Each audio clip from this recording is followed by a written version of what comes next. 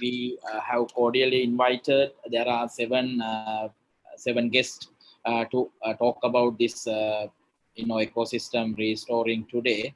So Dr. Anil Dasina, Secretary of Ministry of Environment, and then Ms. Mariko Musuns from Global Green Growth Institute, Ms. Faiza Effendi from UNDP, and Mr. Vimalendra Sharan from FAO, and Dr. Anand Malavatantri from International Union for Conservative of Nature, and then Mr. Andra Satrusingha from Project Director from SCAM project, and then the Mr. Andrew Conservative of Nature, and then Mr. Natural Resources Management Project Director South Asia from the World Bank. So I warmly welcome everyone to this discussion, and then we will take the discussion forward with Secretary Mr. Dr. Anil Jayasinghe. So he will explain how Ministry of Environment taken the action to restoring Sri Lankan sensitive ecosystems. So I invite Dr. Anil Jayasinghe to take this forward. So after his explanation about how Sri Lanka take it forward, so we would like to go to the other panelists. All right, Dr. Jayasinghe. Thank you, Ishan.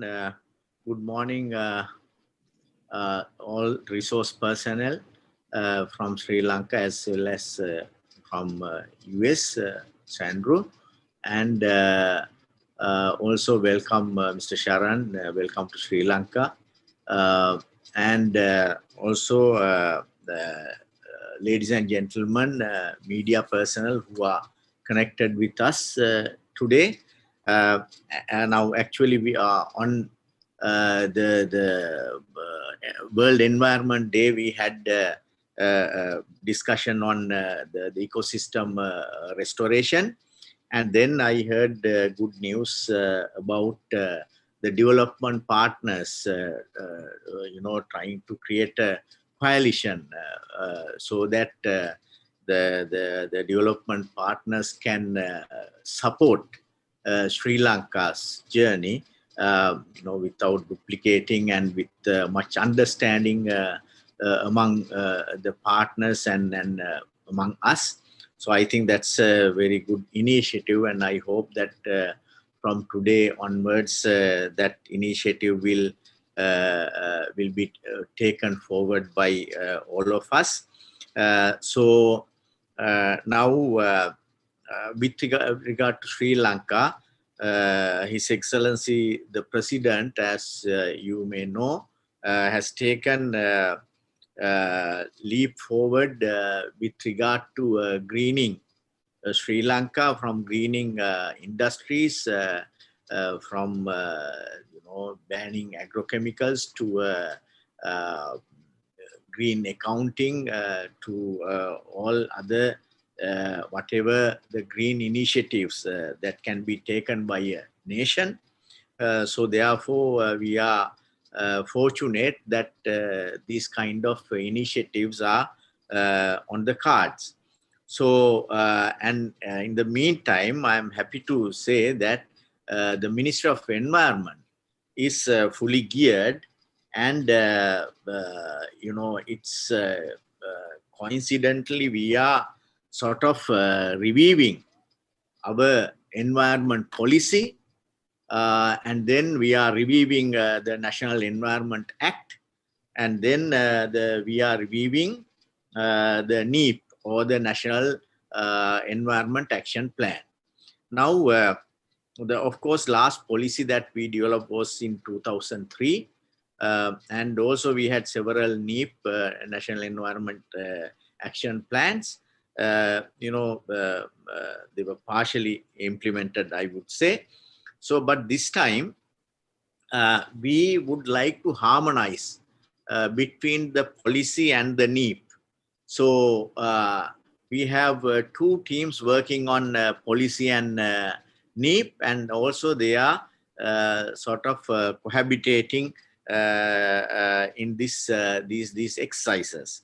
And once developed this policy and the National Environment Action Plan would be submitted by the Honorable Minister of Environment to the Cabinet of Ministers, and then that once ratified, it will be a national endeavor. Because as you know, environment is overarching, so therefore all the sectors are involved in this, and even in NEEP, or the other sectors, stakeholders, they are all involved. So therefore, the ultimate decision by the Cabinet of Ministers has to be burdened by, shouldered by all the sectors, relevant sectors in Sri Lanka. Now, actually, this time our NEEP is effective from 2021 to 2030, and so there we want to cover all the fields with regard to environment. And the good thing is now we have 9 thematic areas, and good thing is that 5 out of 9 thematic areas mentioned and in detail about ecosystem restoration. So ecosystem restoration comes into forefront. And now, just to brief the process that we are taking on this NEEP, we initially identified thematic areas, and then we have appointed consultants for each thematic area, and then we have appointed focal points from each thematic area, and there was this stakeholder engagement, and we reviewed the document that was produced, and then the consultants and focal points once again now are engaged in discourse, and then thereafter this will be once we finalize, the Honorable Minister of Environment will take this to the cabinet of ministers. And just to elaborate a little bit on our NEEP with regard to ecosystem restoration, if I go by these thematic areas, the thematic area number 1 under sustainable land resource management. Now, I mean, any area, now we have actions, we have KPIs, we have identified our baseline, and we have enumerated targets, and then the short term, medium, and long, and also we have given the relevant SDGs relevance, because we are moving ahead with the SDGs with, I mean, whatever we undertake. And then we have identified the indicative budget, and of course lead agency and other key agencies. Now, if you take sustainable land resource management, one is rehabilitate degraded village tank cascade ecosystems. We have a big number of village tanks, so that's one area. And then of course mapping and prioritizing areas for soil conservation and rehabilitation. So now, as a short-term exercise, we will take up mapping of the soil eroded, degraded areas in Sri Lanka, and thereafter we will move into conservation. And then another action is improving productivity of saline affected lands. There are saline affected lands in Sri Lanka, so we expect to improve 10 sites short term. And then the next is promotion of plantation based agroforestry. systems in degraded agricultural lands. There are a lot of degraded agricultural lands that are not being used effectively. So therefore, the government has taken the decision to take initiatives on agroforestry in these areas. And then also, this includes crop diversification and rehabilitation of degraded tea lands, and then also develop and implement sustainable land management systems to rehabilitate rain-fed uplands in the dry zone.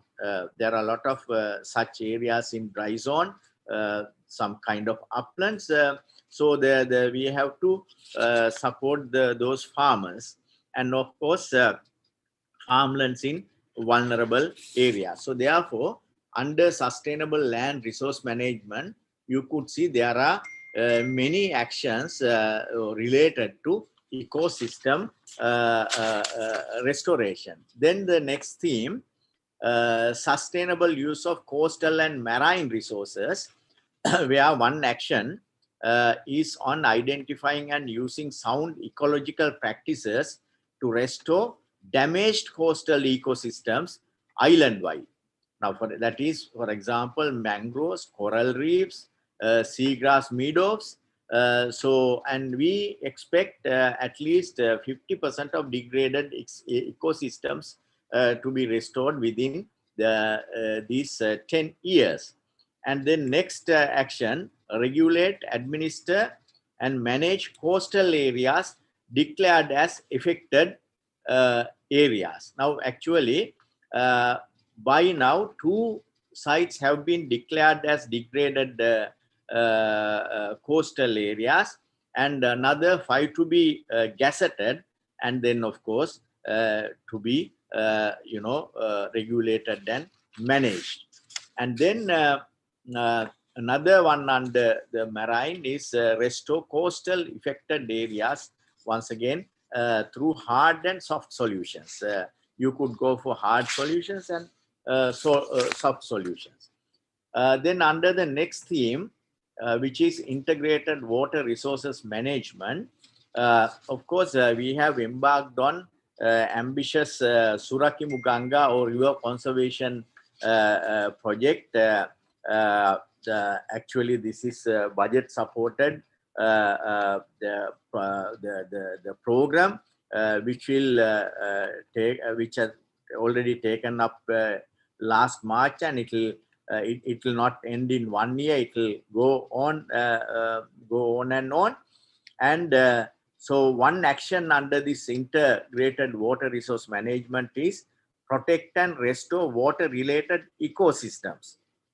And then another one is rehabilitate village tanks along the ecosystem based cascade improvement programs.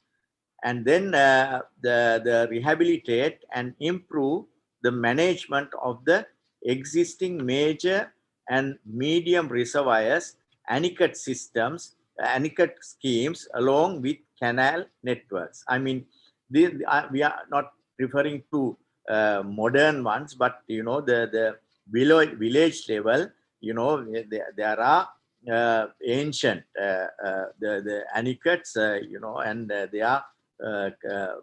are ingredient with the ecosystem. So we would like to restore about 150 of them. And then the next theme, biodiversity conservation and sustainable use. So under biodiversity conservation and sustainable use, one action would be carry out a district-wise, island-wide review to identify degraded ecosystems and rank them based on developed criteria. So basically, idea is to rank the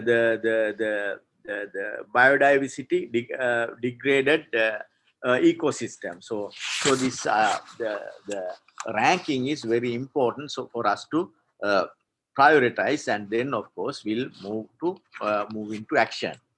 And then carry out ecological restoration of degraded areas at a national level. So the identified the degraded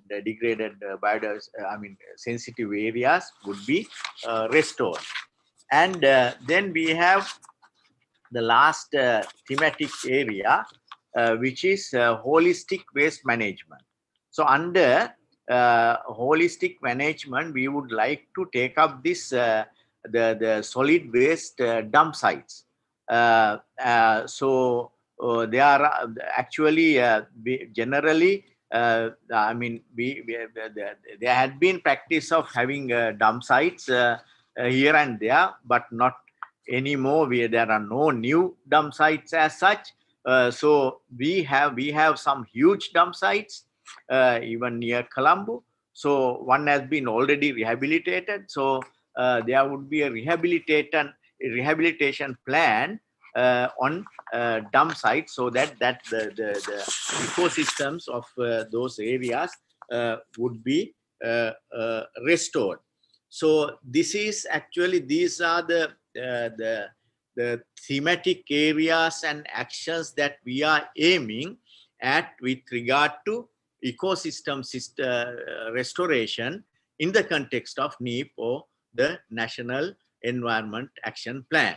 So I think this material would be, I believe, would be helpful to all development partners, and we would like to engage with you, and then I'm sure all the development partners would support Sri Lanka throughout in these ambitious targets that we have laid upon us. Thank you very much. Thanks, Dr. Jasingh. Tilal, Mr. Tilal, can you take it forward with the Sure. Thank you, Ishan. So it is actually my pleasure to introduce our panel. My name is Tilal Nanakara, and I'm working with the SCAM project as a communications consultant. So with the decade on ecosystem restoration starting off and being launched on the 5th of June on World Environment Day, there has been a coming together of different partners, and here we have the development partners who have realized that working together and supporting the government is a good idea. It's happening globally, and it's my pleasure to introduce Mr. Anura Saturasinghe. He is the former Conservator General of Forests. He is also the project director of the Ecosystem Conservation and Management Project. And he will be introducing the SCAM project, and he will talk about the partnership that is now forming between the development agencies. Mr. Saturasinghe, over to you.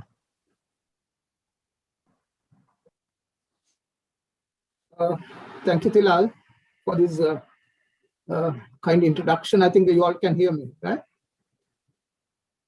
Mm-hmm. Yes.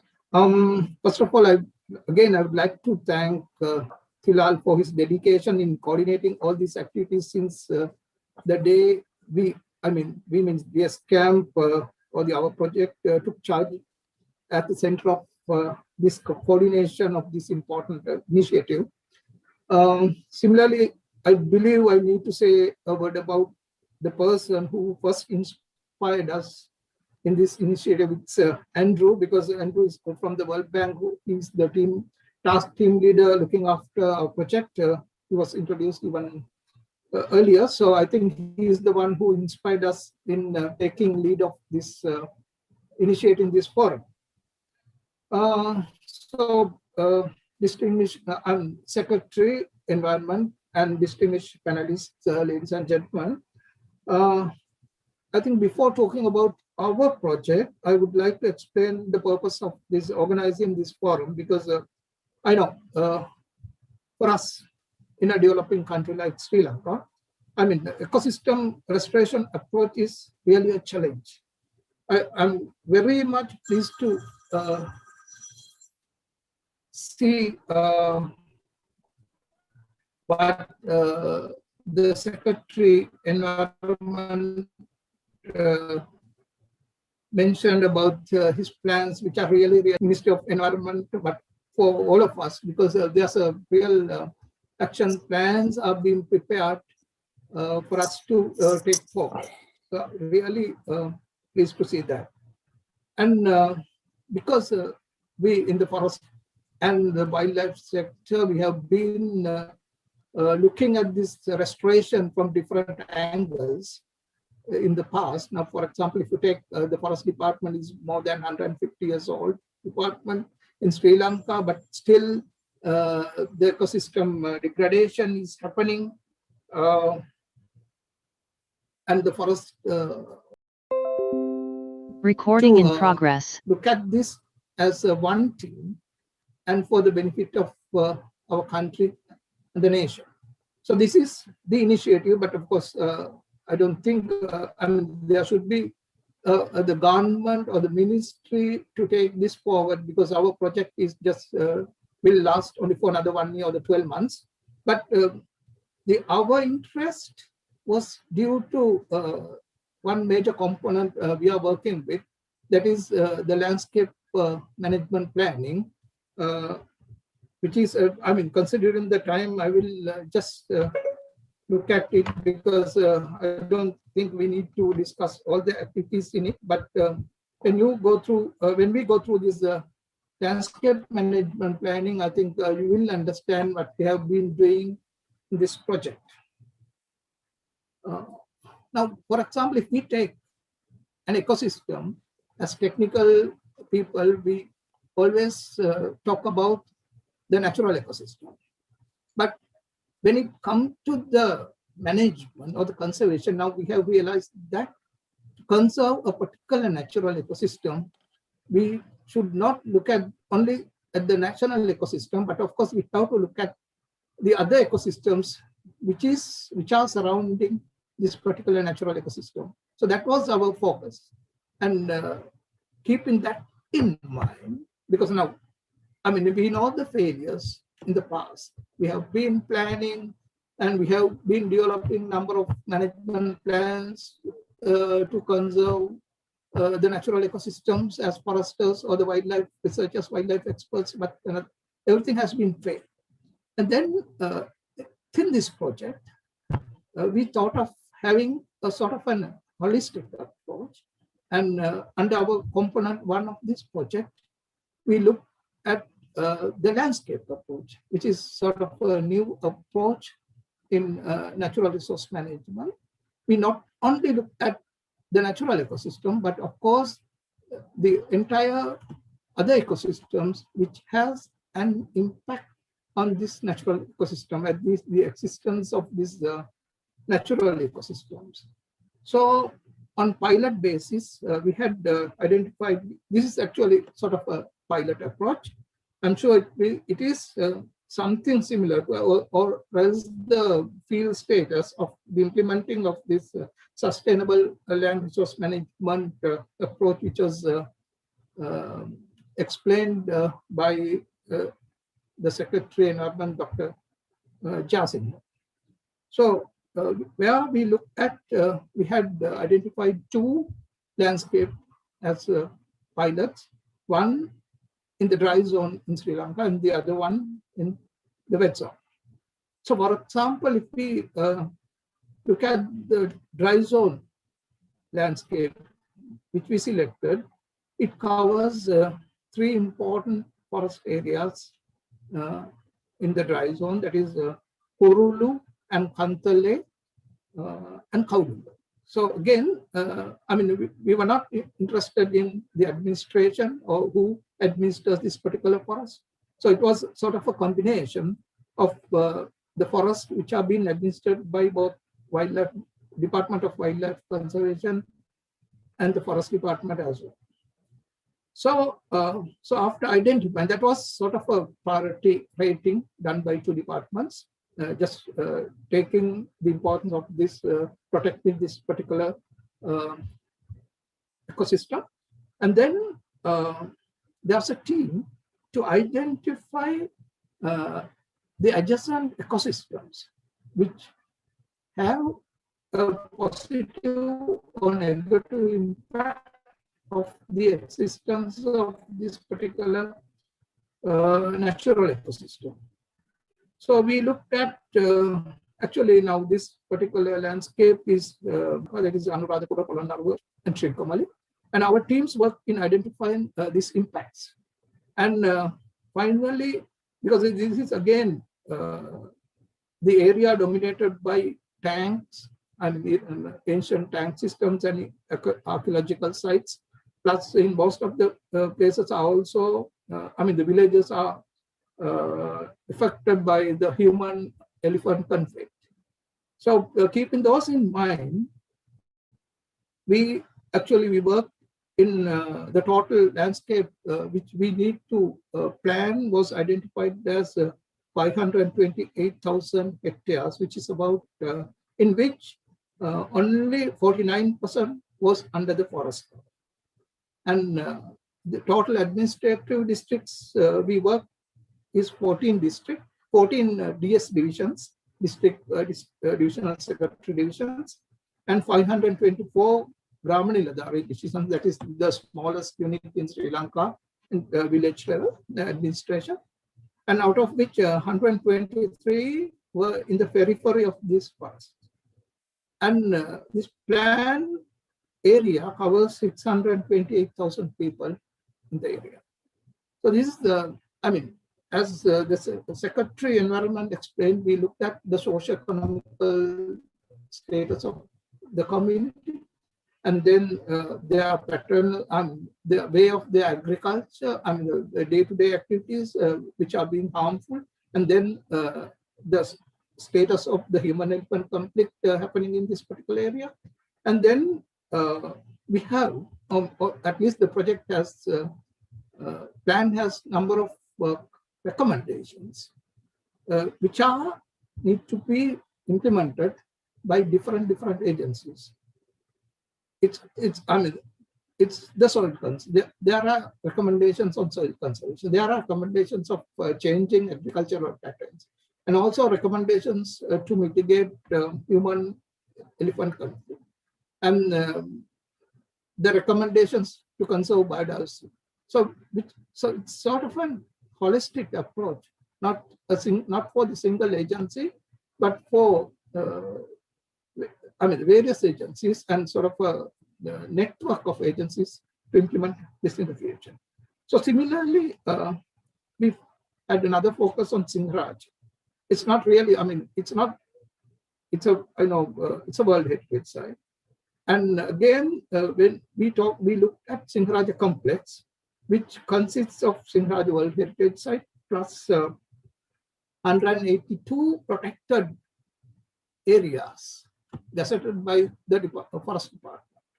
So the total area happened to be 228,000 hectares, covering the districts spreading over 4 districts in the west zone: Kalutara, Ratnapura, Galle, and Matara, and 16 divisional secretary divisions. And also out of the total 228,000 hectares, 39% was under the previous rainforest crop.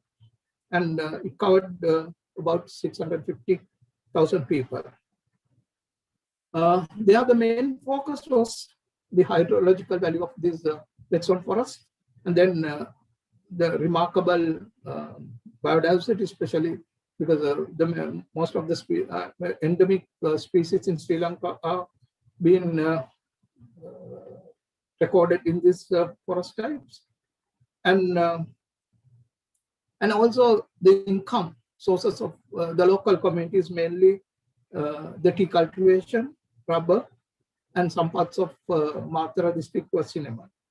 So this is also bit different from the dry zone approach, but right now it's not completed yet. But of course, now we are looking at the recommendations. The report is the final stage, but of course, I'm sure that this will come up with a number of recommendations which are different from the previous one, because the socio-economical status, biological, environmental status, as well as the economics of this landscape is mainly different, considerably different from the previous dry zone district.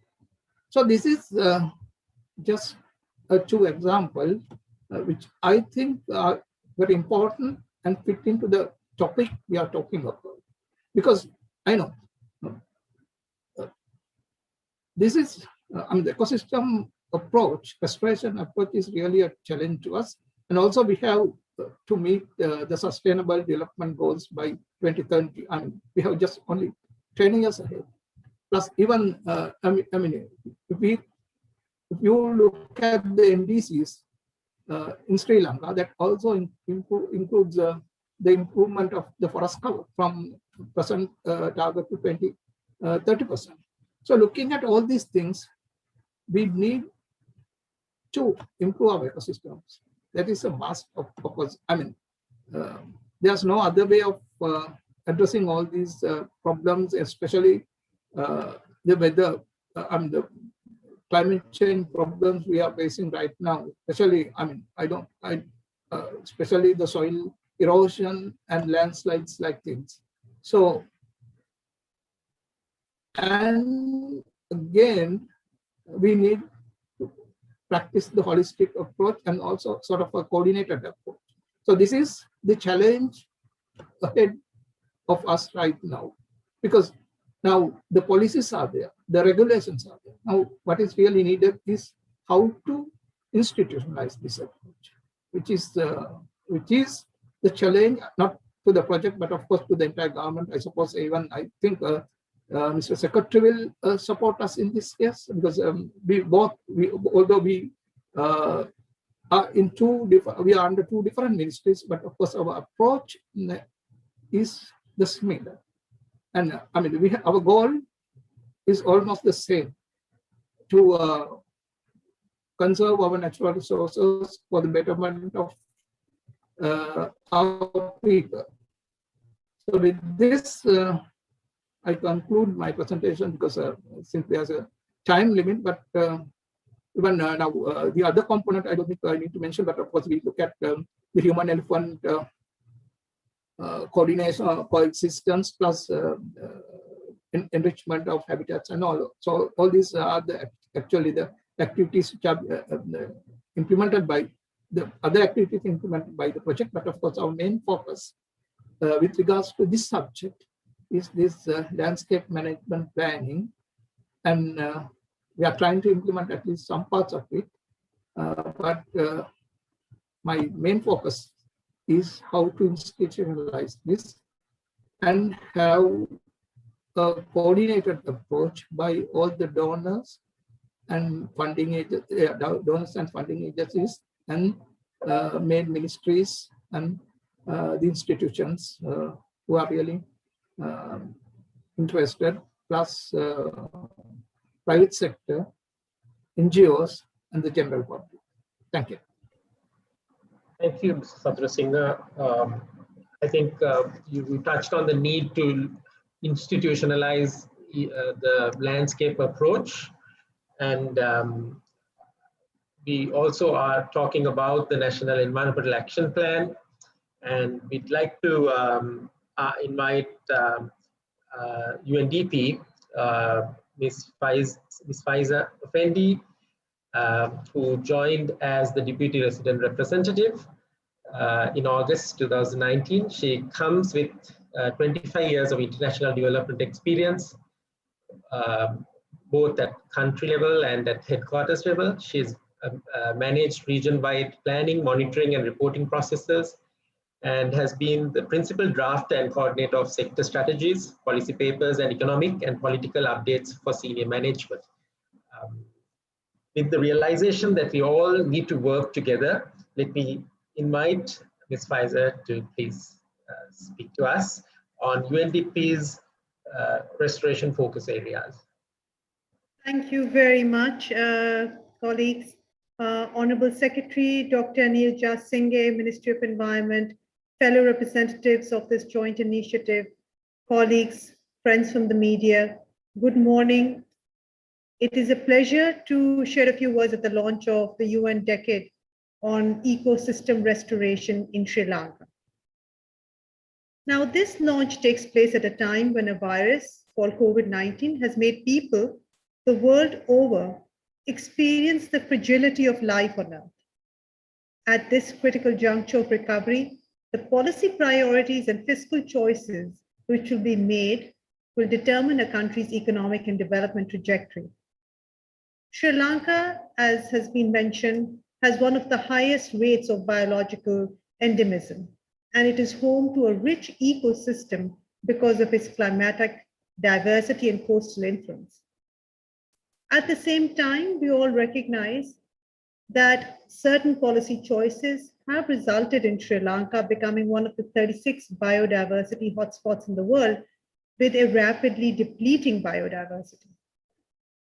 Sri Lanka's climate vulnerability and extreme weather events have been on the rise.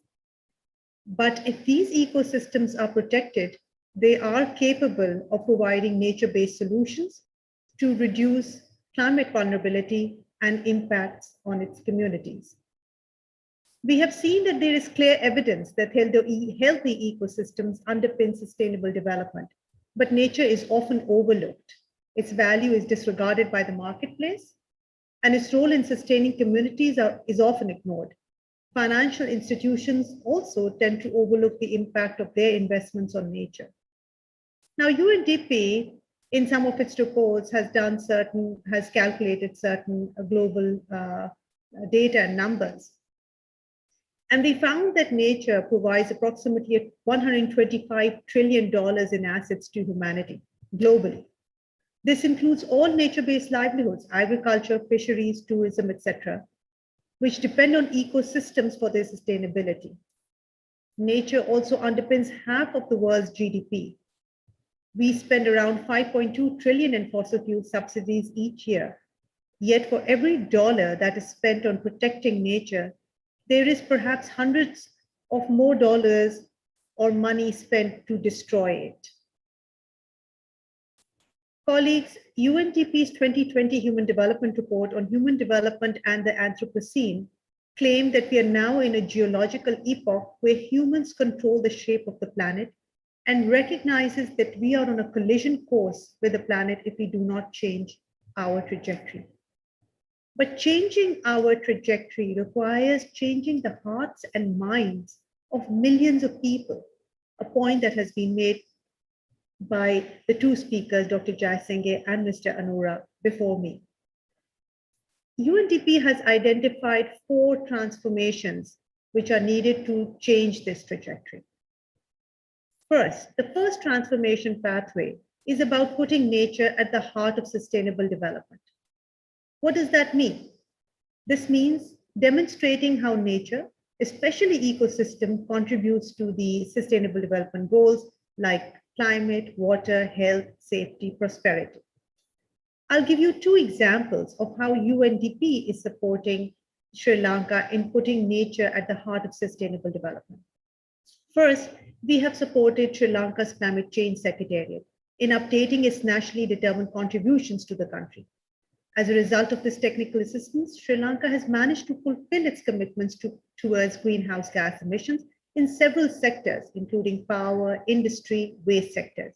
And more recently, agriculture and livestock is also committing to reducing its emissions.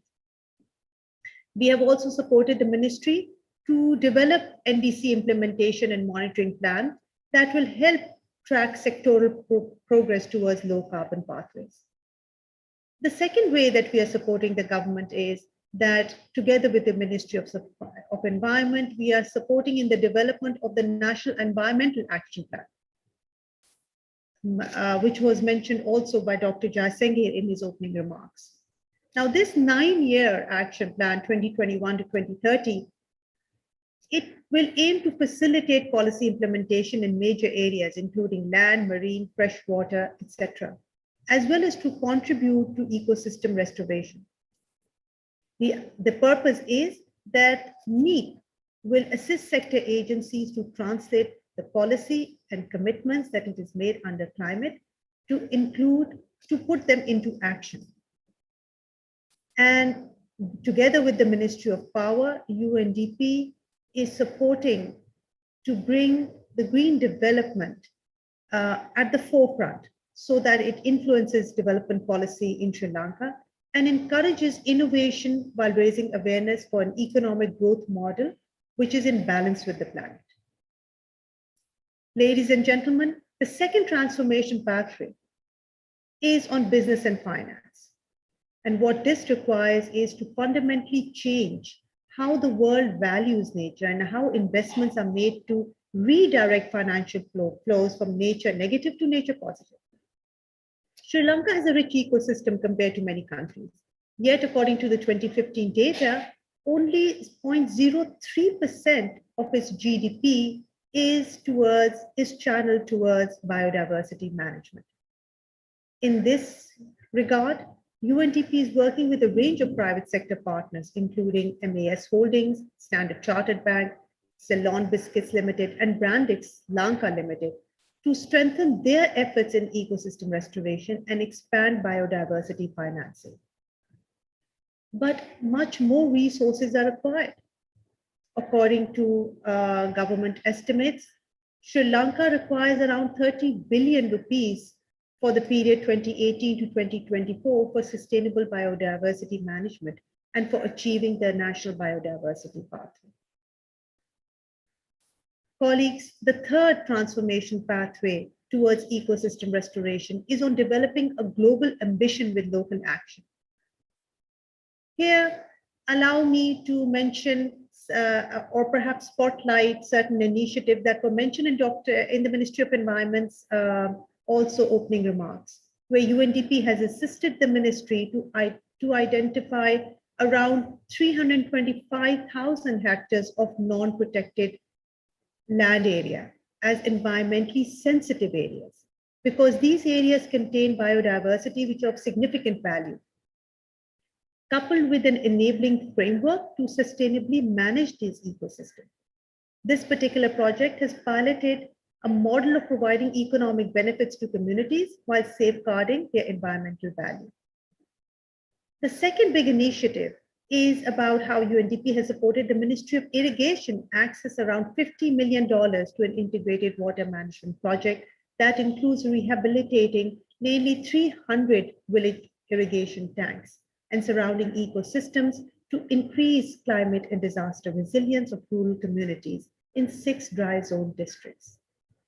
By rehabilitating these village irrigation tanks, almost 5,000 hectares of land has been brought under cultivation, and over 12,000 farmers, 40% of which are women, have benefited. We have other initiatives as well, courtesy the Global Environment Facility, where women groups in Knuckles and Colombo wetlands are supported to conserve biodiversity and restore coastal ecosystems while enhancing their livelihoods. The fourth transformation focuses on changing the hearts and minds of the people. As colleagues have said, that small isolated interventions or even big projects alone cannot make the difference until people embrace the need for changing their approaches towards nature. Last year, in this direction, UNDP ran 2 simultaneous campaigns. The first simply promoted the hashtag Nature for Life, which reached about 45 million people and is predicted to reach around 1 billion views by now. The second hashtag, Stand for Nature, at least until December last year, had about 16 million views. Today, United Nations Decade on Ecosystem Restoration is a rallying call for the protection and revival of ecosystems all around the world. It is a 10-year push to halt and reverse the decline of natural world. We hope that this campaign, Reimagine, Recreate, Restore, will encourage people and organizations to look beyond, to create a global movement that will last a decade and beyond, providing a call on all, from governments corporations to citizens and civil society groups to do their part in healing our planet. In conclusion, UNDP is privileged to work in Sri Lanka over more than 5 decades. And we thank all our partners involved in this initiative, including the Ministry of Environment, the Ministry of Wildlife and Forest Conservation, World Bank, Food and Agricultural Organization, Global Green Growth Institute, and the International Union for Conservation of Nature. UNDP reassures its commitment, together with its partners, to help Sri Lanka build forward better and encourage a generation that can make peace with nature for a more sustainable future. I thank you for your attention. Thank you, Faiza. Thank you very much. I think as one of the most established development agencies, your lead in this partnership is really look forward to. Next, I would like to introduce someone who in these circles, I think really doesn't need much of an introduction. Dr. Malavithantri is the country representative of IUCN. He received his doctorate with his master's degree in environmental science from the Washington State University. Before joining UNDP, assistant resident representative for environment sustainability and disaster resilience in Sri Lanka as the senior advisor and director of energy. Dr. Please proceed.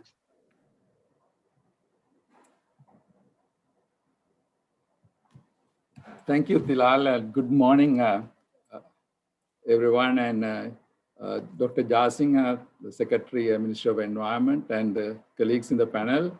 And I'm really humbled by the people who are in the audience, the leading scientists and the senior government and the colleagues in the media.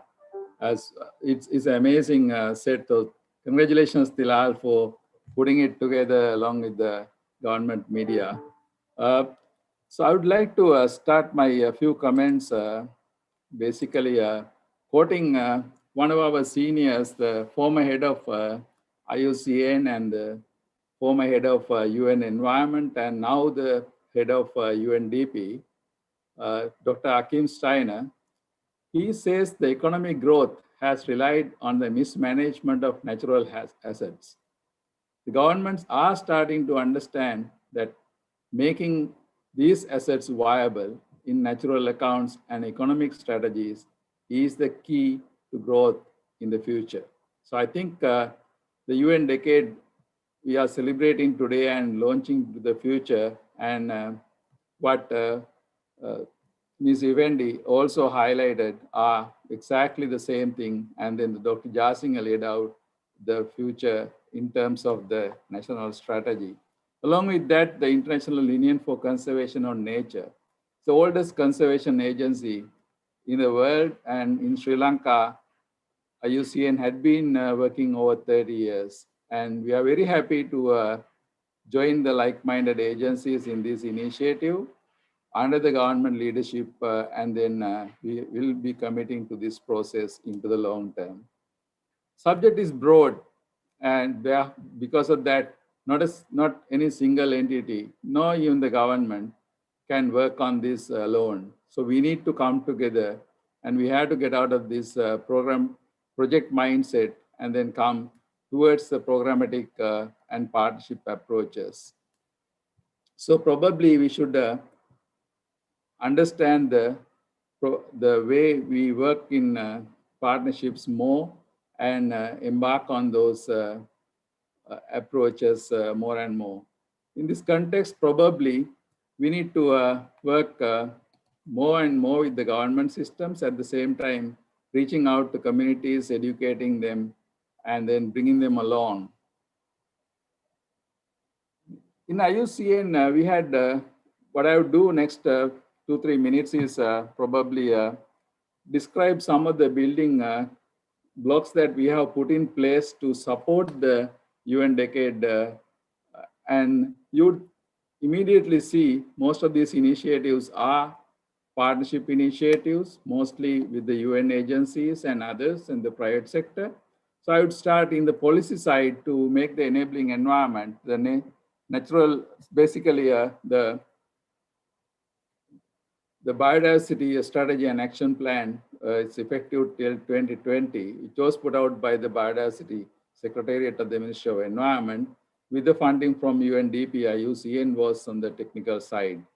And then we help Marine Environment Protection Agency to develop the strategy, policy, and action plans till 2020. That also sums a lot of coastal elements. And then we supported a lot of ongoing work by the government and private sector, including the post-consumer plastic waste management. And then towards the future, we did a very detailed characterization of the islands in North and completed very recently. In terms of private sector engagement, we are very proud the Biodiversity Sri Lanka that was established with the pioneering efforts of the Ceylon Chamber, Dilma Conservation and IUCN is now having more than 75 private sector members who are working on sustainability aspects. At the same time, we have expanded our work significantly with private sector. We have many private sector partners. One effort is in Karnelia. We are working, it's a consortium of 11 companies. We are working with Forest Department and Restoration. And then the INSI in the Aruvakkaru, we are helping the company to take out the species first and then take out the lime and then restore the land back to the pristine status, and it's a very successful example. And then with the Hong Kong and Shanghai Banking Corporation, we had been doing a lot of work on tank restoration, and the most recent one will be a landmark product, would be a sustainable financing for the apparel sector in the post-COVID environment. In the area of capacity building, we have been contributing quite a bit, and for the years we have been sending Sri Lankan government entities and universities to Asian Institute of Technology on integrated coastal zone management. And then later we transformed that integrated coastal zone management course curricula into Sri Lankan context and now being used in the local universities. We introduced Forest Department and Department of Wildlife Conservation to IUCN-led the Asia Protected Area Partnership. Earlier started with Japan and now led by Korea. A lot of training opportunities and sharing of ideas are coming through this Asia Protected Area Partnership. And we managed to support the Wildlife Department to strengthen the marine area, and we supported establishing the marine unit, and it needs more expansion and the support by others. And then regionally also we worked a lot. One significant one is the Gulf of Mannar, the Indian side and the Sri Lankan side with NARA and wildlife and forestry. We were able to characterize the seagrass areas and the coral areas, and that is being widely used in the policy and negotiations related to fisheries now. So species rescue had been IUCN's bread and butter. Red listing, everybody knows. Now we are getting into red listing of ecosystem and ecosystem services, which would be a good input to the ecosystems restoration. Recently, we signed up with Netherlands to establish 2 pilots on one on coconut and one tea, which I think the secretary highlighted the need to work on the degraded lands. We are working on a couple of new frontiers mostly with UNDP. One is to promote the payment for ecosystem services. And we are very lucky that we were able to incorporate that design in a project that we submitted to Green Climate Fund with the then Ministry of Mahalia Development and Environment, and where the government put more than $3 million in co-financing to ensure the payment for ecosystem services, which are very encouraging design where the cloud capture is on the knuckles and the areas downstream, and the reduction of land degradation, reduction of erosion, more rain capture, the cloud capture, and then the minimizing the tank siltation and the availability, increasing the availability of water for irrigation, agriculture, and power generation and the general users. So this is a very classic example which will be now implemented by the Ministry of Irrigation very soon with the technical support from World Agroforestry Center. We are very proud to be part of that design. And then the new area we are trying to push is the ecosystem economics. Sri Lanka had been working on this area. Now we see the value to do more and more work. Then we have been working on a couple of larger projects. One is the how to add the ecosystem restoration into the Callan River Basin. We did a complete strategy, and the World Bank is now working on part of it on reducing the floods.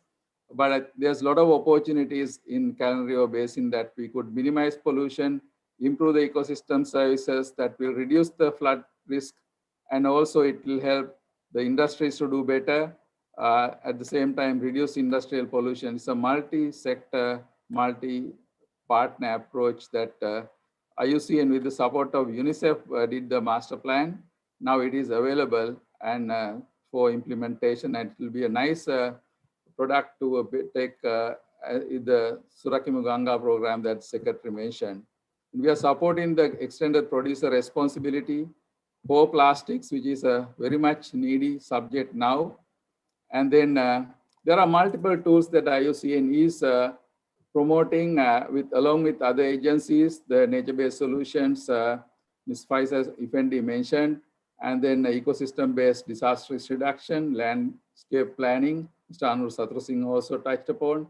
There are many tools are emerging by many international agencies. Now, the need is to bring all those to support the Rich to Reef restoration effort in Sri Lanka.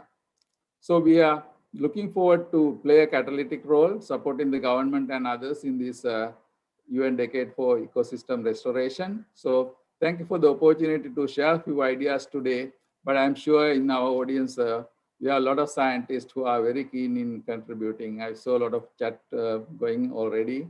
So thank you so much, and over back to you. Thanks.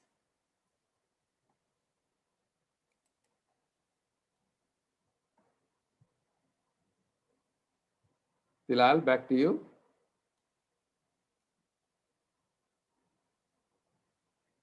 Tilal?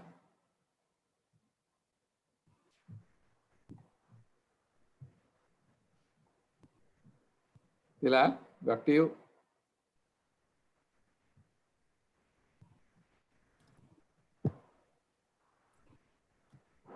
I think Tilal have some connection issue.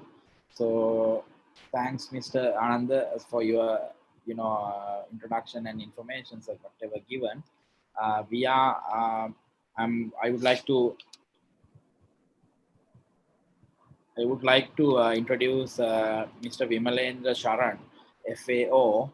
So he is the representative of the Food and Agriculture Organization of the United Nations to Sri Lanka and Maldives. So he was the director of the FAO liaison office at North America in Washington, D.C., United States of America. Prior to his posting into Sri Lanka, Mr. Sharan brings with him nearly 3 decades of national and international government leadership experience, focusing on rural development, agriculture, and food security issues. I invite Mr. Vimalendra Sharan that you can express your ideas. Thank you, Ishan, and good morning, friends. Good morning, Secretary Jayasinghe and colleagues in the panel. I'm feel fortunate to be a part of this discussion today because there's so much to learn from all of you, those who are on the panel and those who are taking part in the chat already. FAO is extremely proud to co-lead the UN Decade on Ecosystem Restoration along with UNEP, which is a unique opportunity, if I may say so, for all of us to restore harmony with nature. Let me just quote one of my most revered global leaders, Mahatma Gandhi, who had once said that the earth has enough for everybody's need, but not for everybody's greed. Over the decades, I think human greed has really ravaged Mother Earth, and the harmony which always existed got disrupted somewhere. So this focus back on ecosystem restoration, I think, has come in just at the right time to take the world forward. There has, in my opinion, never been a more urgent need than now to revive damaged ecosystems. And the call from FAO and UNEP in the new publication and in the launch of the decade has been to prevent, halt, and reverse degradation on every continent, country, and ocean.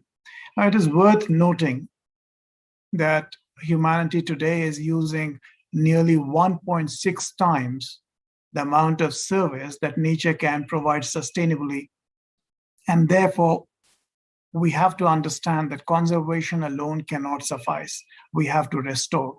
We have to bring back degraded land, coastal land, marine systems back into effective usage. So it has to be, the slogan has to be prevent, halt, and reverse. We agree that the cost of restoration is going to be extremely high. A couple of speakers have already spoken to that effect. FAO and UNEP again in their report, Becoming Generation Restoration, Ecosystem Restoration for People, Nature, and Climate, they have calculated that the global terrestrial restoration may cost nearly $200 billion. But while this may be a humongous cost, we have to understand that every dollar spent gives a return of nearly $30 US. So the return is also extremely high when we take to ecosystem restoration. So it may be a daunting task globally, also a daunting task for a country like Sri Lanka, but it is doable. And what we heard from Secretary Jayasinghe and the plan that he discussed with us, the need that he discussed, the thematic areas, and the KPIs and targets that he has just laid out, I think it really shows the commitment of the government, and it really shows that it is doable if we as a country, as a nation, come together and decide that we have to really go forward and green the planet, green the country, and reestablish our harmonious relationship. The UN Decade is therefore a rallying call to inspire and support this movement. And we at FAO are an old partner of Sri Lanka. We have been around for nearly half a century in walking step in step with the government and all other stakeholders. And it is our commitment to be here and to be with the government as we launch and take forward this decade from 2021 to 2030. I am personally extremely new to Sri Lanka. I've spent just about 2 days here, but I'm given to understand that lots has already happened in Sri Lanka over the past many years in conjunction with many development partners, including FAO. We all know that the population is on the rise, and by 2050, I think about 2.5 million people are going to be added to the Sri Lankan population, which is going to further challenge the food security of the country and the water security of the country and the energy security of the country.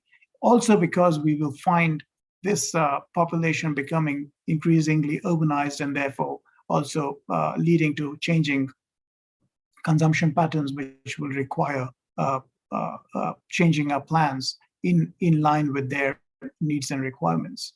FAO has worked with the government to nurture healthy ecosystems and sustainably manage land and water and natural resources and improve the efficiency in the use of resources. Needless to say, much more needs to be done. I'll give you just a couple of examples, one which touches on something which Secretary Jayasinghe mentioned about the cascade tanks. We have, over the years, I think from 2009 onwards, in partnership with the European Union, worked on restoration of many of these cascade tanks and restored nearly 200 of these tanks, which have enhanced biodiversity in the villages and have helped in storage of runoff water. In fact, I must say that the Cascade Tank Village System I hope I'm pronouncing it right, in Paluga Seva village in Anuradhapura district has been declared a globally important agriculture heritage site. So I'm really enthused by the fact that the government has refocused its attention on the original traditional tank system within the country, which will be a big step forward, and we stand with the government in helping in any way to achieve these targets. In the Central Highlands in Sri Lanka, where nearly 50% of the land is degraded, FAO has worked with the Ministry of Environment and Department of Agriculture, promoting sustainable land management and sustainable soil management in Kandy, Nuwara, and other districts there. We have been there to provide technical support for the establishment of National Information Sharing Platform on Sustainable Land Management in Sri Lanka, which enables all stakeholders responsible to combine their efforts to reduce land degradation. We really commend the Ministry of Environment and Natural Resources Management Center of the Department of Agriculture for this great initiative. In fact, I must share that this platform will feed in very well into the framework for ecosystem restoration monitoring, which has recently been set up with help with collaboration of FAO and UNEP, because the framework really actually helps countries and communities to measure the progress of restoration projects across key ecosystems. And this is extremely important in our view because it really builds up restoration. It helps ensure ownership and trust in the restoration efforts. So this monitoring platform, which has been set up, is going to go a long way in enabling countries around the world to see where they are globally. FAO also, as many of you would be aware, runs the farmer field schools, where it empowers farmers to share and enhance knowledge to protect, conserve, and use natural resources like soil, water, and biodiversity in a sustainable manner. We are currently also involved in multiple projects. I will mention just a few. One of the good ones and important ones is working with the Department of Irrigation and other water sector line agencies to build capacity to undertake water accounting and auditing exercise for better planning of water resources. We are trying to examine the possibility of reinvigorating sustainable aquaculture holistically with mangroves. Again, Jeff 8 has this as one of its lead areas, and we hope to have a proposal going in collaboration with Jeff 8 and Government of Sri Lanka on this. We strongly believe that these and other such actions will enhance the resilience of communities, especially in the most vulnerable sections of women and the poor. So I would perhaps stop here and just reiterate that we need to prevent, halt, and reverse the degradation of ecosystems. And I call upon each and of you to join forces to restore the ecosystem and reset our relationship with nature. I will just highlight two reports which I wish all of you are able to access. One is this one on which was just launched on restoration, generation restoration by UNEP and FAO. And that one report also has a very interactive, very effective interactive section which shows the commitment made by various countries in the world towards targeting land degradation. Countries have pledged 2 billion hectares, and I think the Sri Lankan share in that is 200,000 hectares. So that's a very nice interactive sort of a map which you can download. Also on the work that we as FAO have done in Sri Lanka, I invite you to download a report which is 40 years in Sri Lanka, FAO 40 years in Sri Lanka, and I think Googling either of these two will get you the reports. So let me stop here with a pledge to stand with the government and all stakeholders, including all our development partners, to ensure that the plan which we heard Secretary Jayasinghe lay out to help ensure that that plan rolls out and to help ensure that we do achieve all our targets by 2030 and restore Sri Lanka to its glorious yesteryears where it was a pride in the place of a green nation. So with that, I'll stop here and look forward to discussions. Thank you very much.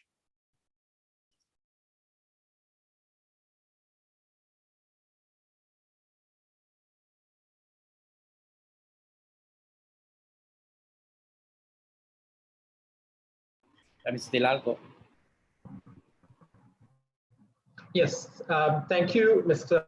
Vimlanendra. Thank you very much for talking to us about the need to kind of work together and also about what FAO has been doing and also giving us this, the need, showing us that we can work together in this decade of ecosystem restoration.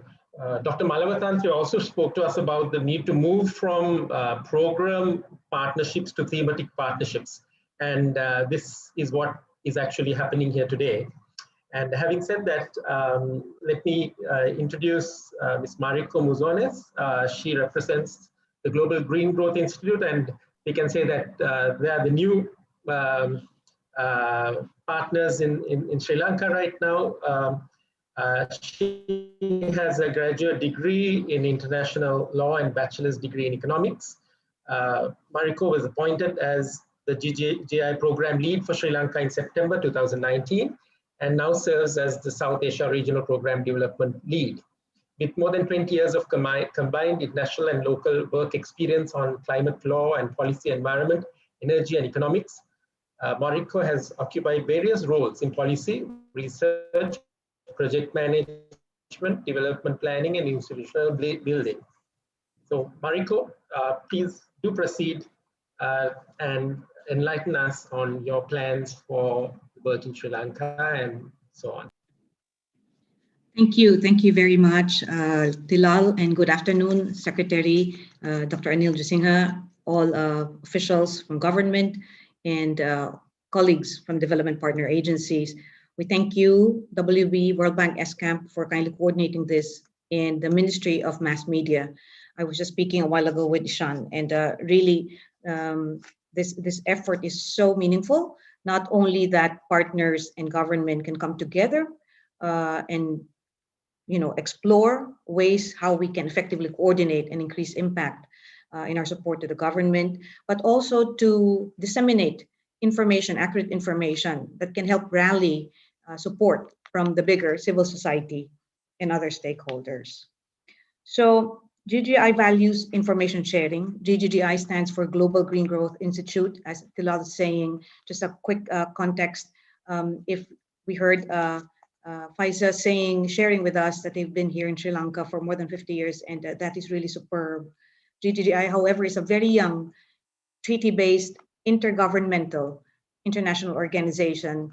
And we came here late September 2019 because Sri Lanka became the 30th member country of GGI. Now we have so far 39 member countries. And work continues, and we want to increase impact. And the speakers before me, starting off with Secretary Jasinghe, was underscoring the value of partnership, the critical role of coordination among institutions, sectors from various sectors, agencies, stakeholders, and the critical role of planning, which must be integrated. The approach must be integrated, and crucial, therefore, will be a data that is reliable, measurable, reportable, and verifiable. And Secretary Jasinha introduced that there's an ongoing review of the National Environmental Action Plan along with the National Environmental Act. And we are very happy, really honored to be part of this initiative.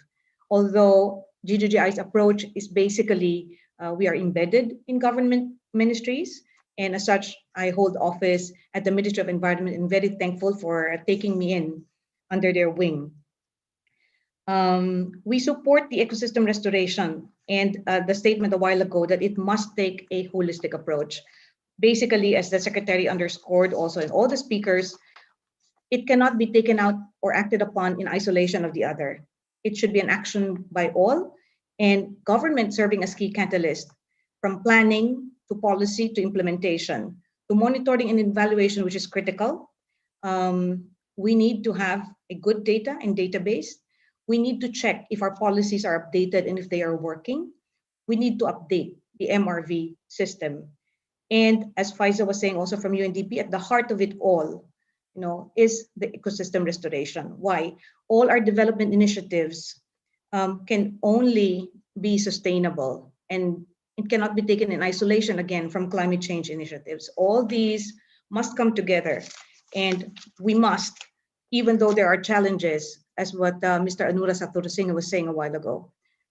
Many challenges, having been with the government. I understand that he was the former Conservator General from the Forest Department and now the Project Director of World Bank ESCAMP. But as all the speakers before me, and he also mentioned, this is something doable. Therefore, coordination is critical, recognizing that ecosystems and ecosystem restoration, there is interconnectedness in all the actions and areas that we work on. So GGGI is actually headed by Mr. Ban Ki-moon, the former UN Secretary General, and we are very proud of that. But we are still a young organization, but not an excuse not to be part of this meaningful interventions, such as this one. In Sri Lanka, sustainable landscape support is currently being explored, although our coming to Sri Lanka was actually also promoted through the nomination of GGGI by the Sri Lanka government to be the delivery partner for the Green Climate Fund's National Adaptation Plan, or NAP readiness support, which aims to strengthen the capacity and implementation of National Adaptation Plan of Sri Lanka, and basically, ultimately, to address and to build resilience of the most vulnerable communities and sectors and to the adverse impacts of climate change by strengthening the country's capacity and system to implement NAP. Under the what we call the country planning framework, which basically lays out the strategic interventions between GGGI in Sri Lanka, and as was consulted with government, at least for 2020 to 2025, the three focused thematic areas will be on transport, sustainable transport, renewable energy and energy efficiency enhancement, and also supporting forest reforestation and enhancing mangroves restoration. Now, in this area, we have been very lucky to be in conversation. Also, this is an ongoing conversation with both the Forest Department under the Ministry of Wildlife and Forest Conservation and the Biodiversity Unit of the Ministry of Environment. And I understand they're working very closely to create impact, to understand where there may be gaps. And one of the identified gaps as consulted from them is looking at the livelihoods. I think earlier the Secretary and also the speakers before me underscored the role of socio-economic development. We cannot, again, look at the long-term mangroves conservation without looking at communities, without looking at stakeholders that are consuming and also protecting the first, what you call the first responders, and their management capacity also. So that has to be looked into in the whole value chain. So if the sustainable landscapes scenario now is like there's a degradation of nature, there's also gender inequality, the dependency of economic sectors and natural capital, there's land management, the unsustainable production in forests. Sustainable landscapes for GGGI Championing green growth and adaptation would look at an economy which is based on sustainable bioeconomy and healthy natural systems. Therefore, valuation needs to come at the heart of it, valuating natural capital and reducing cost of degradation. GGGI also adheres and promotes the shaping of green and inclusive business models, which generate basically 3 returns. So that business model advocates for financial return, social returns, and natural capital returns. It cannot just be one or the other for it to be sustainable. GGGI Sustainable Landscapes, we're talking about controlling deforestation and restoring landscapes, application of climate smart technologies in enterprises' business models to contribute to food security, job creation, and reduce health impacts. Enterprises collaborating to optimize value chain efficiency through digital technologies, and which aims to results to increase productivity and yield. It also looks at pursuing inclusive and sustainable production and trade, women's equal access to and control over resources and assets, a bioeconomy-based, sustainable also production, and integrated production systems, including, for example, agroforestry and mangrove-based fisheries. In terms of the NEAP, the National Environmental Action Plan, which the Secretary has outlined in terms of thematic areas, GGGI, based on the CPF, or the Country Planning Framework, the area where it spells out the collaboration themes with the Sri Lanka government, would probably zero in on thematic area 8, which is identify and use sound ecological practices to restore damaged coastal ecosystems island-wide, example, mangroves, coral reefs, etc. But it is not limited to that. Definitely, we are also delivering these support with other partners, whether globally, regionally, or local partners. And we haven't been in conversation with some of them. Some of them are here to explore where we can work together and increase that impact.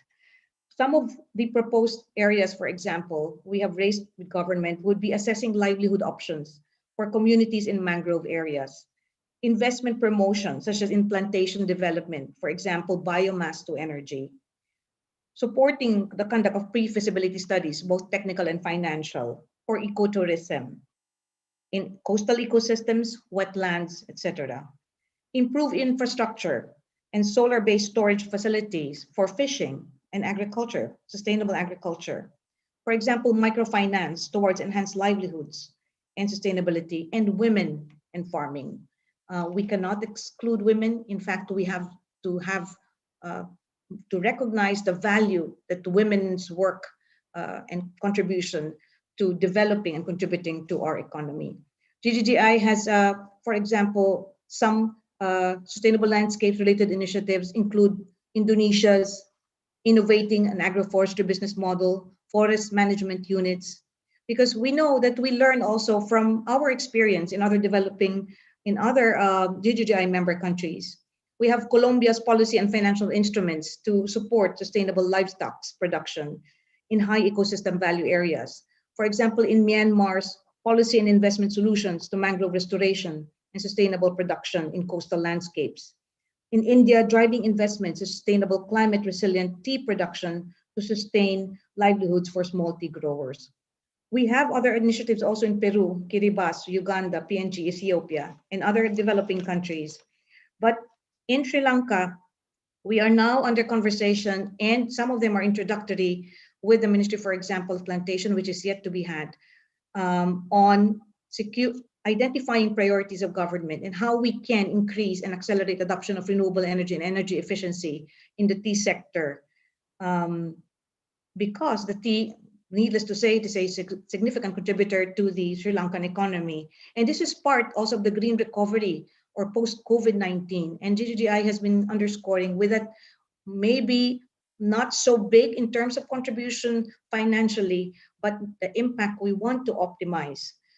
GGGI is also doing its best to support government in its access to climate finance, different financing windows or funding, facilitating adoption of sustainable public transport for low carbon development city in Sri Lanka, which has been approved, and working with both with the Ministry of Environment, the Air Quality Division, Air Resources Division, together with the other divisions under the ministry, with the Ministry of Transport. And then mangroves, as we've said, and also other natural-based, nature-based climate change solutions.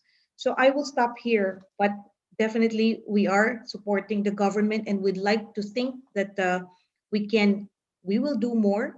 But as you said, we cannot do it in isolation. We work together to increase impact, and we are very honored to be part of this initiative. Thank you very much. Good afternoon.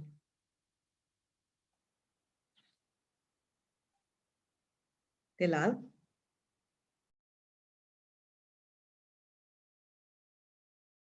You are on mute. Sorry, yeah, I think it has got stuck. Happened a couple of times.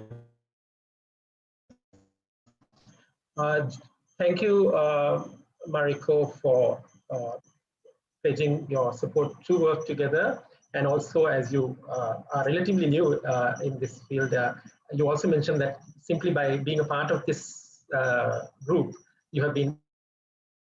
So that is actually what this is all about. It takes me also a great pleasure to introduce the next person, who is Andrew, who both Mrs. Satrasinghe and our project and I have the pleasure of working very closely. He is someone who I think is someone who's always in the field. The very fact that we found it difficult to get a photograph of him with outside the field for to kind of use for the flyer today tells us that he's a person who appreciates really getting his feet on the ground.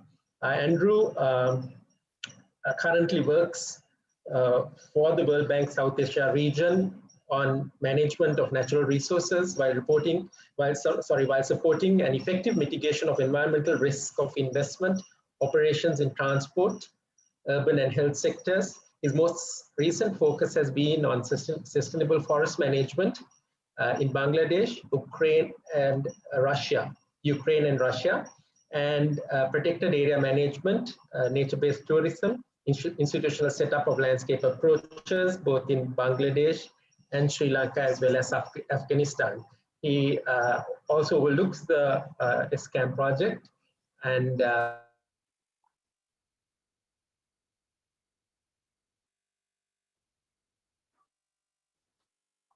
okay.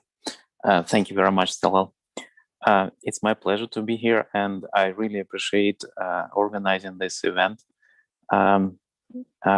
Mr. Secretary Environment, Dr. Jaisinghe, thank you very much for outlining the National Environmental Action Plan, which is, as you described, is very comprehensive document, and I would like to offer help of our colleagues to actually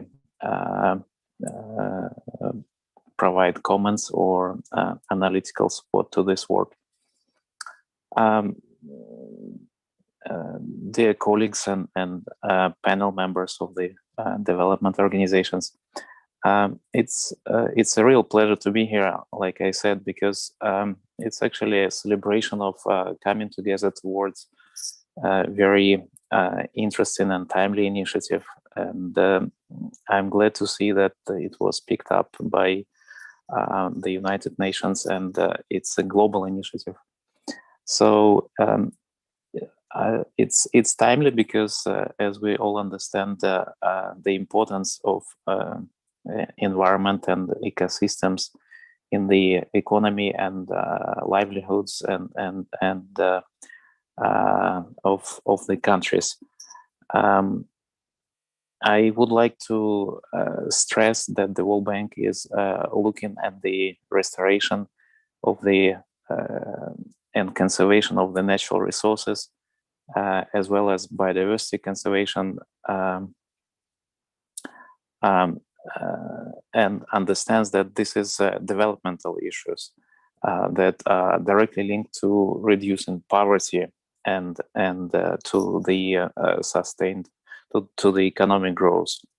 And this is true as the World Bank projects supporting these ideas and these initiatives in many countries across the region and globally. And it is also true for Sri Lanka. In the last 12 months, 15 months, through this global pandemic, the World Bank is changing its positioning on development issues and approaches. And it came with the several, mostly two important approaches to development that are a little bit different from the previous one. The one that I want to mention is called GREED, Green, Resilient, Inclusive Development. It's easy to Google it to see the concept paper on it, which was adopted a couple of months ago. And it very much aligned with this initiative of restoring the ecosystems. The second approach, which is also sound across the globe, is building back better concept, which is very much in the forefront of the US development as well here. It looks at the ways to incorporate the green approaches to sustainable development. And my final point would be about the work that we've been doing with the Forest Department and Wildlife Department of Wildlife Conservation under the Ministry of Wildlife and Forest Conservation and the SCAM project. I think this works started under the project, given a good example of what can be done and those good practices that have been tested. And like Ms. Sanura said, the landscape management approach, we see that with identification of these two landscapes, HKK landscape and the Sinharaja Forest Reserve landscape, you know, these landscapes cover 10% of the country, and a number of people living there is significant also. But what's interesting is that this concept of integrated land management, of integrated restoration of these landscapes, brings together, we counted 6 or 7 different sectors. And by bringing them at one table, these sectors and tend to then, you know, look at the issues together and develop common approaches to management of the land, which is not easy, but the way we see it, it's really beneficial for the country, as other examples from other countries also suggest. And the project is working on embedding these principles of landscape management into the policy and institutional setup of the government. With that, maybe I could suggest that we could reconvene such a meeting in a year time, and also in 10 years to see how much we have accomplished. And I would really look forward to that. Thank you very much. Over to you, Tilal.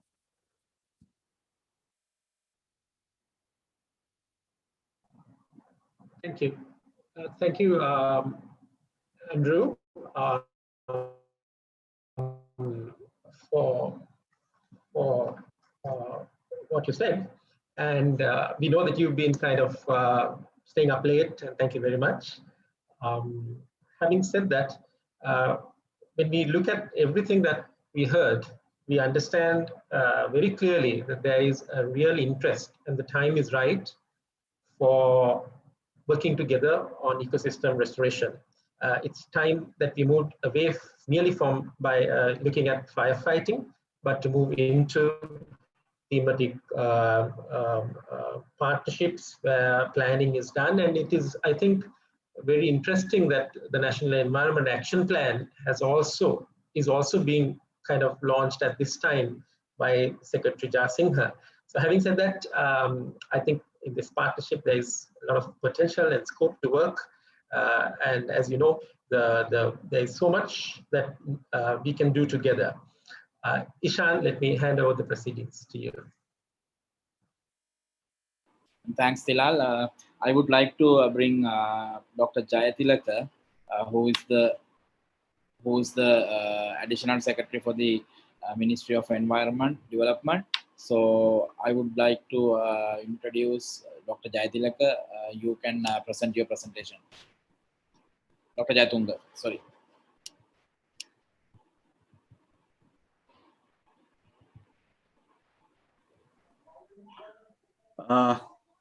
Thank you, Dihan, and good afternoon to everyone.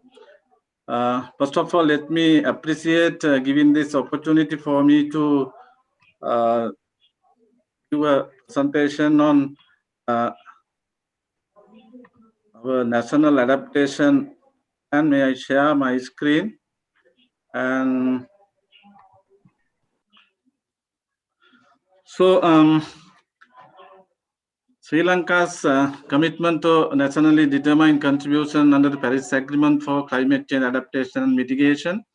This is one of area that development partners can undertake or can develop partnership for make some investment, which is not covered by our secretary, Dr. Anil Jasinghe, at his opening remarks. That's why he requested me to make this presentation for you to get some idea. In fact, I am presenting a very overview, very holistic or very nutshell what are the nationally determined contribution of Sri Lanka. Let me go to the full screen and then. Yes.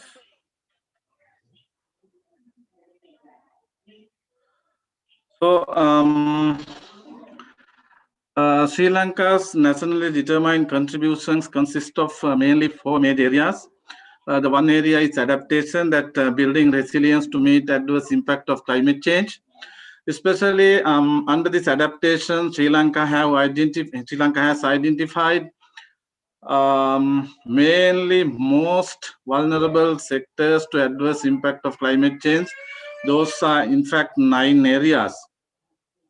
So under this adaptation, there are some sectors that can contribute for restoration of ecosystems. So that's what I want to link with this forum. And also other area is climate change mitigation, that is reducing greenhouse gas emissions. So we have identified in Sri Lanka that potential GHG emission can be reduced in 6 sectors. That's called energy, transport, industry, waste, forestry, and agriculture, also including livestock. The other area that we identified is loss and damage. That is under the UNFCCC process, that also international mechanism on loss and damage initiative is there to strengthen that mechanism, especially for addressing post-disaster risks and disaster management. So this initiative is totally supportive, and we have incorporated this loss and damage also to our NDCs. And the other area is, in fact, that means of implementation. In order to implement adaptation-related actions and also mitigation-related actions and also loss and damage-related actions, being a developing country and non-annexed one party to the United Nations Framework Convention on Climate Change, we expect financial, technology development, transfer, and capacity building supports. So covering these 4 areas, Sri Lanka's NDCs have been formulated, and we have submitted in 2006, and also we are updating our NDCs with the support of UNDP, as Ms. Effendi highlighted that. So it is in the final stage now. So this is only, I am just want to highlight in this forum that in order to restore the ecosystems or degraded ecosystems in the country, this sector fully supported with these NDCs. These NDCs under the biodiversity and ecosystems.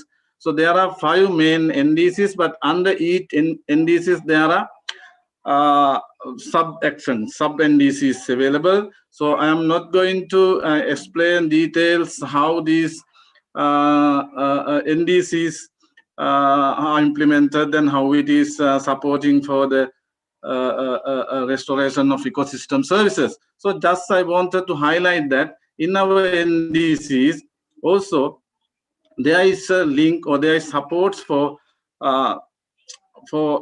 restoration of most vulnerable ecosystems in the country. The other area that what I am going to highlight is that the coastal and marine sector also identified 4 major NDCs, and under that NDCs there are sub-actions have been identified. So these NDCs fully supports for restoration of coastal ecosystems and other coastal and marine ecosystems. So I'm not going to explain because very limited time has been given for me. As we all know that adaptation has a limit and restoration of ecosystem has a limit. Climate change impact increasing day by day. So therefore, so we know that as a result of concentration of greenhouse gas emission in the atmosphere, so these climate change is happening, and this global environment issue is totally affected to our ecosystems as well as our economic activities. So as a result of this increasing of global GHG emissions, business as usual scenario, so our restoration, our adaptation will meet the limit. So therefore, in order to protect, in order to conserve our ecosystems, so we need to reduce greenhouse gas emissions. So in order to support for the global effort, in order to reduce greenhouse gas emissions, Sri Lanka has identified how GHG emissions can be reduced through the potential mitigation actions. So under the 2016 NDCs, our commitment was as follows: for energy sector to be reduced 20%, unconditionally 4%, and conditionally 16%. In the transport sector, industry, waste, and forestry together as a cluster, because at this time we had no sufficient information, sufficient data for determining for each sector the emission potentials, emission targets couldn't be identified. So that time we reported our emission to be reduced in these 4 sectors 10%, unconditionally 3%, and conditionally 7%. So as I mentioned, so we started our updating or reviewing and updating our NDCs with the beginning of last year with the support of UNDP. So with that technical assistance, we have been able to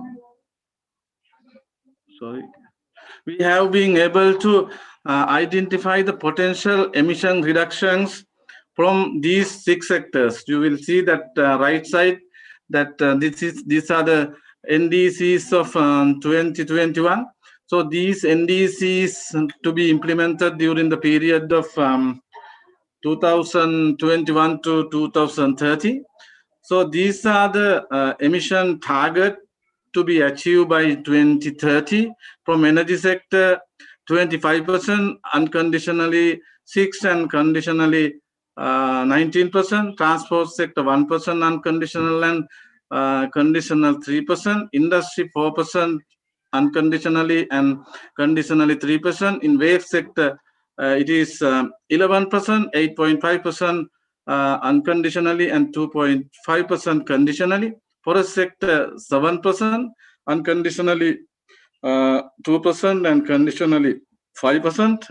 Agriculture 4%, unconditionally and conditionally 3%. Let me just explain someone who are not familiar with this unconditional and conditional. Unconditional means we will reduce these emission target. We will try to achieve this emission target with the capacity of the national budget, or with the national capacity we will invest for this. And the conditional part is with the support of external support.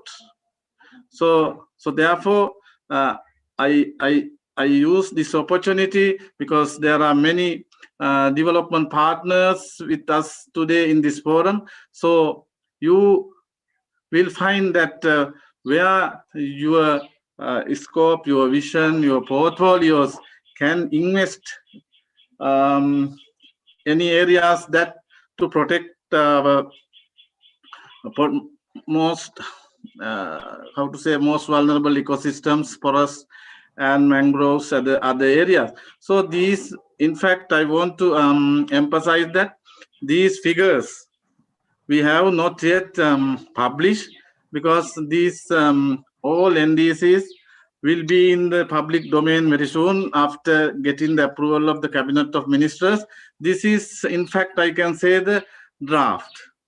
So thank you very much, Tilal, for giving this opportunity for me. I hope you will find this NDC is also one of opportunity, one of investment potentials, climate investment potentials or environment investment potentials. So therefore, I request all of you to consider these initiative, this area also that can be undertaken. These are also to be implemented between 2021 to 2030.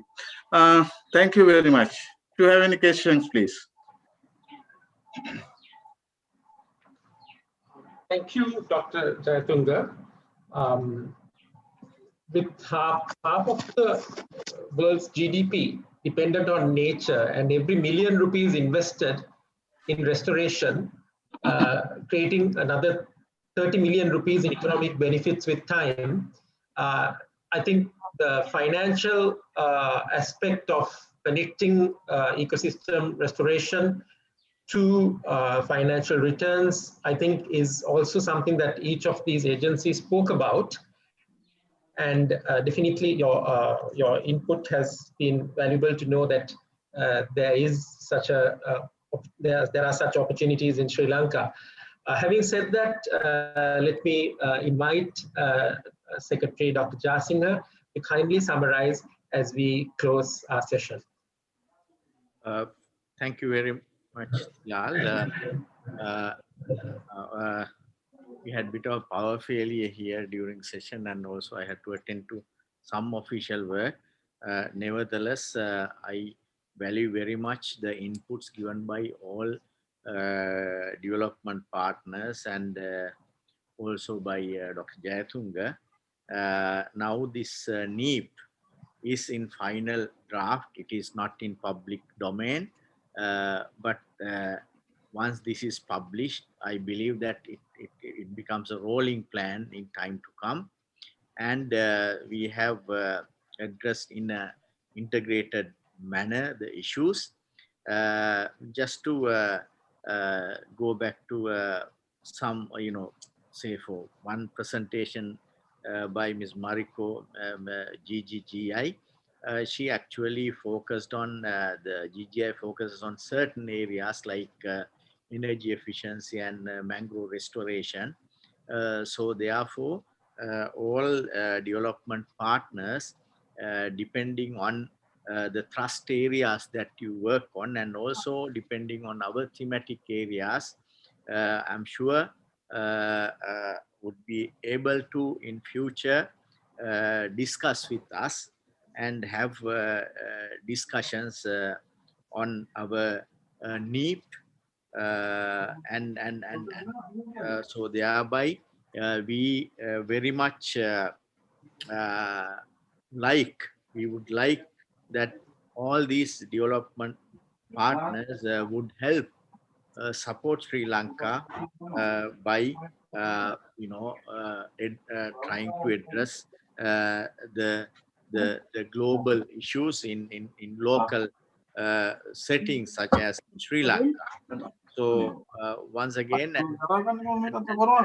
hopefully we will soon meet as individual organizations and also maybe as a collective. This I think after long first time we are meeting as a collective, so that there won't be any duplications, and as Dr. Malwa Tantri elaborated, it's good to move from project mode to a thematic or program mode, so that we look forward to for longer periods of development. So once again, I thank all of you once again on behalf of the Ministry of Environment. Thank you very much, and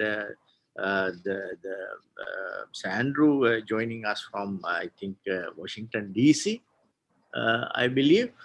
So thank you, Andrew, and I would like to hand over to Mr. Ishan once again. Thank you.